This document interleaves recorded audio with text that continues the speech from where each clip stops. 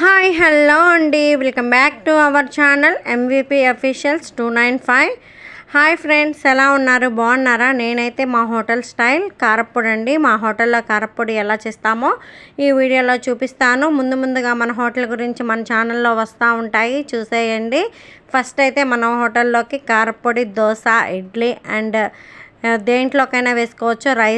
రైస్లోకి కూడా వేసుకోవచ్చు అండి. అంత టేస్టీగా ఉంటుందన్నమాట. ఈ కారం అనేది నేను ఎలా చేస్తానో ఈ వీడియోలో అయితే చూసేయండి. ఫస్ట్ టైం కనుక మన ఛానల్ చూస్తుంటే ఛానల్ని సబ్స్క్రైబ్ చేయండి, అలానే సపోర్ట్ చేయండి గాయస్. మంచి రెసిపీస్ అనేవి వస్తాయి, చూసేయండి. ఇంకెందుకు ప్రాసెస్లోకి వెళ్ళిపోదాం, వచ్చేయండి. చూడండి, ఇక్కడ జీలకర్ర, అలానే ధనియాలు, పచ్చిపప్పు, మినప్పప్పు అండి.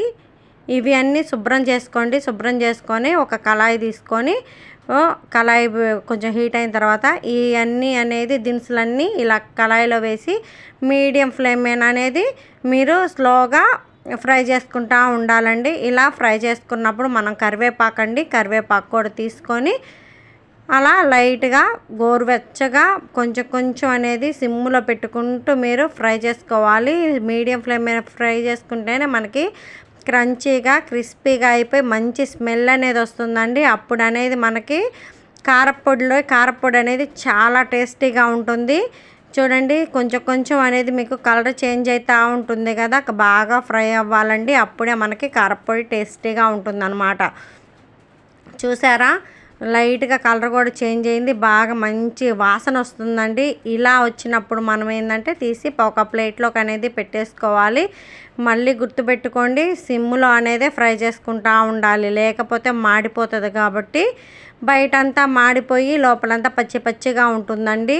అలా ఏమీ ఉండకుండా ఇలా సిమ్లో పెట్టుకుంటూ ఫ్రై చేసుకుంటూ ఉండాలన్నమాట. చూడండి, మంచి స్మెల్ అయితే నాకైతే వచ్చేస్తుంది. ఇప్పుడు గ్యాస్ ఆఫ్ చేసుకొని పూర్తిగా చల్లారనివ్వాలండి. పూర్తిగా చల్లారిన తర్వాత ఒక ప్లేట్లోకి అనేది తీసేసుకోండి. ఇక్కడ ఎండుమిర్చి అనేది తీసుకొని తొడియాలన్నీ శుభ్రంగా తీసుకొని అదే కళాయిలో వేసుకొని ఇవి కూడా మీడియం ఫ్లేమ్ మీదే ఫ్రై చేసుకుంటూ ఉండాలి. హైలో పెట్టి ఫ్రై చేస్తే ఏంటంటే మాడిపోతాయి, కాబట్టి మాడిపోకుండా సిమ్లో పెట్టుకొని ఫ్రై చేసుకుంటూ ఉండండి. ఒకవైపు కొంచెం అంత ఆయిల్ అనేది వేసుకొని ఫ్రై చేసుకోండి. ఇవి అనేది కొంచెం లైట్గా కలర్ చేంజ్ అయితే సరిపోతుంది, మనకి ఎక్కువేం ఫ్రై అవ్వనవసరం లేదు.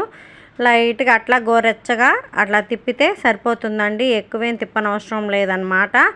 చూసారా, కొంచెం కలర్ చేంజ్ అయింది కదా, ఇంకొక 2 minutes అనేది మగ్గనియండి.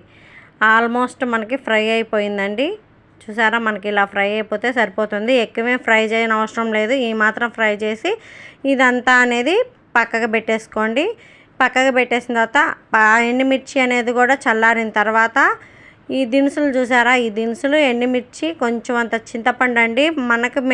ఇప్పుడు మనం ఎంత క్వాంటిటీ తీసుకుంటున్నామో దాన్ని బట్టి మీరు అన్నీ అనేది దినుసులు కానీ, చింతపండు కానీ, ఎండుమిర్చి కానీ ఇవన్నీ ఏంటంటే మనం ఎంత తీసుకుంటున్నామో అంతవరకే తీసుకోండి. ఎగస్ట్రా అయితే వేయొద్దు, ఎగస్ట్రా వేసినా పాడైపోతే అస్సలు బాగోదు. చూసారా, ఇక్కడ ఎండుమిర్చి, దినుసులు, అలానే చింతపండు అండి, ఇవన్నీ వేసేసి కొంచెం అంతా రుచికి తగినంత సాల్ట్ అనమాట. రుచికి తగినంత సాల్ట్ వేసుకొని మిక్సీ జార్లోకి వేసేసుకోండి. ఇది అంతా అనేది మనం మిక్సీ పట్టేసుకోవాలి. చూసారా, ఇప్పుడు ఇదంతా అనేది మిక్సీ పట్టేసుకోండి.